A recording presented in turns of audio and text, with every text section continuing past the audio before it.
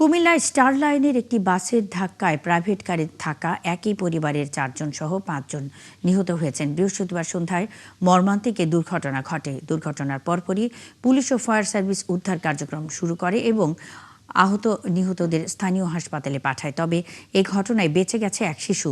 গুরুতর আহত অবস্থায় তাকে হাসপাতালে চিকিৎসা দেওয়া হচ্ছে। কাজী এনামুল হকের তথ্য ও ছবিতে প্রতিবেদন। পবিত্র ঈদ উল ফিতর পালন করে নোয়াখালী থেকে ঢাকায় ফিরছিলেন প্রাইভেট কারের যাত্রীরা। মিয়ামি হোটেলে খাবার শেষে মহাসড়কে উঠছিলেন। এ সময় ঢাকা থেকে নোয়াখালীগামী দ্রুত গতি সম্পন্ন স্টারলাইন পরিবহনের একটি বাস এসে প্রাইভেট কারটিকে চাপা দেয়। এতে প্রাইভেট কারটি দুমড়ে মুচড়ে যায়। ঘটনাস্থলেই 4 যাত্রী মারা যান। নিহত যাত্রীরা হলেন আব্দুল মুমিন, ঝর্ণা, লাবিবা ও আরসাদ। তারা খিলাফত মজলিসের কেন্দ্রীয় সাংগঠনিক সম্পাদক মাওলানা ফয়সাল আহমেদের বোনের পরিবারের সদস্য।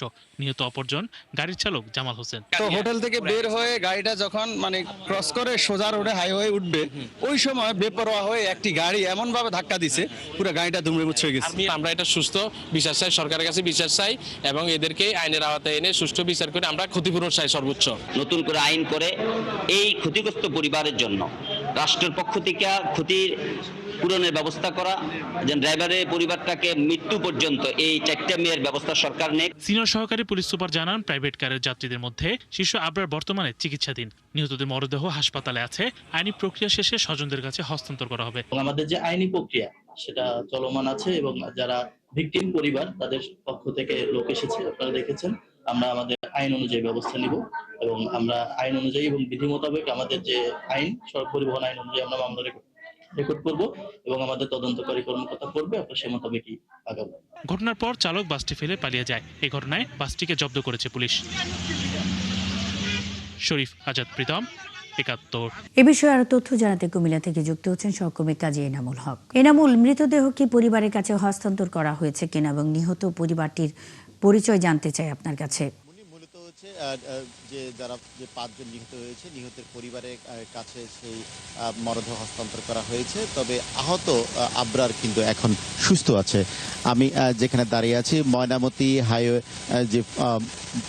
যে পুলিশ ফাঁড়ি, সেখানে কিন্তু এই দুর্ঘটনা কবলিত প্রাইভেট কারটি সেখানে রয়েছে এবং ঈদ শেষে নোয়াখালী থেকে ঢাকা যাওয়ার উদ্দেশ্যে প্রাইভেট কারটি কুমিল্লার মিয়ামি হোটেলে যাত্রা বিরতি করে। সেখানে খাওয়া দাওয়া শেষে তারা আবার যখন ঢাকায় ফেরার পথে ঢাকা চট্টগ্রাম মহাসড়কে যখন উঠছেন, সেই সময়ে কিন্তু দ্রুতগতির সেই স্টারলাইন পরিবহনটি তাকে ধাক্কা দেয়। ধাক্কা দেওয়ায় এই গাড়িতে ছিল 6 জন চালক সহ একই পরিবারের যে 5 জন, তার মধ্যে 4 জনে কিন্তু নিহত হয় এবং ছোট যে শিশু আবরার, সে এখন শুধু বেঁচে আছে। নিহত বাংলাদেশ খেলাফত মজলিসের সাংগঠনিক সম্পাদক মাওলানা ফয়সাল আহমেদের বোন ঝর্ণা বেগম, ভগ্নিপতি মুফতি আব্দুল মমিন এবং ভাগিনা সাইফ এবং ভাগ্নি লাবিবা, 4 জনে কিন্তু এই মর্মান্তিক দুর্ঘটনায় কিন্তু নিহতের পরিবাররা সেই ক্ষতিপূরণ চাচ্ছেন এবং দুর্ঘটনার কারণ হিসেবে তারা বলছেন দ্রুতগতি সম্পন্ন যে স্টারলাইন পরিবহন, সেই চালক কিন্তু ইতিমধ্যে কিন্তু সেই ঘটনাস্থল থেকে তাৎক্ষণিকভাবে পালিয়ে গেছে এবং স্টারলাইন শুধুমাত্র গতকালকে কিন্তু আরেকটিও দুর্ঘটনা আপনাকে জানিয়ে রাখি। আরেকটি দুর্ঘটনা ঘটেছে সেই 14 গ্রামের চিওরা এলাকায়। সেই জায়গাও কিন্তু 10 জন আহত হয়েছে এবং সেটাও কিন্তু স্টারলাইন পরিবহন বাসের কারণে। এবং তাছাড়া কুমিল্লা দেবিদ্বারে রাতে আরেকটি দুর্ঘটনা ঘটেছে, সেখানেও 2 জন কিন্তু আহত হয়েছে।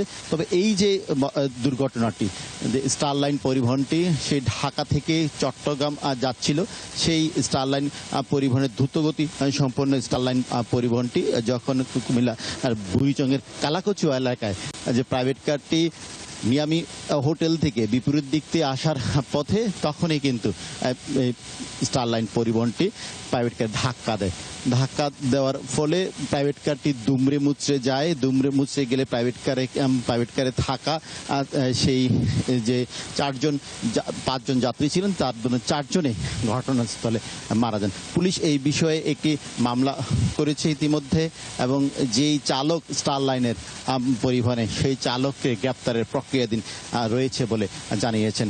তবে যেই নিহতের পরিবার বারবারে দাবি জানিয়েছেন এই দুর্ঘটনার সাথে বেপরোয়া গতিসম্পন্ন যে চালকের যেন দ্রুত তারা গ্রেপ্তার করতে পারে, গ্রেপ্তার করে আইনি আওতায় আনা হয়, সেই বিষয়টি কিন্তু তারা দাবি জানিয়েছেন।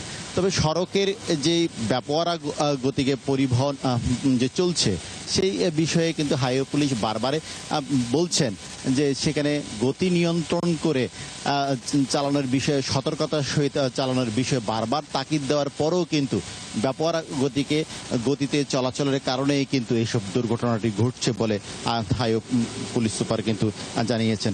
এবং ইতিমধ্যে যে নিহতের ঝর্ণা এবং নিহতের পরিবারের কাছে লাশ হস্তান্তর করা হয়েছে গতকাল রাতে, এবং এখন আইনি প্রক্রিয়ার মাধ্যমে সেই যানবাহনটিও তাদের কাছে দেওয়া হবে বলে জানানো হয়েছে।